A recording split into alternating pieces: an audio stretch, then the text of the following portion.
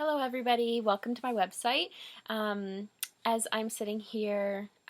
in my Disney pajamas and in the middle of a snowstorm, I have been reading a little bit about a one-style classroom from chapter 15 of Schindler's Text, and I've learned a lot. I think what I found most interesting is that this concept of a one-style classroom is something that I unknowingly was very familiar with. It's something that I have always strived to achieve in my classrooms or in my future classroom, but I didn't know how to name that. So it's interesting to now read this and kind of have a little bit more of a clear pathway to be able to achieve that, which is really something that I appreciate. So I think that it's super important that educators are willing to take that leap of faith and invest a lot more of their time and their effort into creating a classroom that values the needs and the wants of the students and puts them at the center of that classroom. So I think that although it can sometimes take a little bit more effort to prepare at the beginning of the school year and maintain throughout the school year,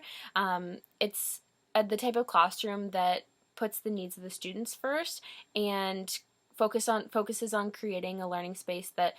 is safe and positive for everybody, and it's a lot more inclusive in my opinion, and it allows for the students to have a lot more of an enriching learning experience, and they feel a lot more valued in that learning environment, which has a lot of really positive outcomes in it as well. So I think that although it can take a little bit extra kind of push at the beginning, there's so many more positives that outweigh the negatives, or that may kind of balance out that extra effort that you might have to put in as an educator, but it will make classroom management so much easier, and I think as educators, that's what we want, is to create such a positive learning experience for our students, and this is one of the ways that you can do that. So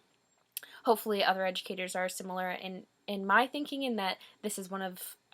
the best ways to be able to run a classroom that creates a really great community feel. So I think that in a classroom where mutual respect and communal bonds are really valued, students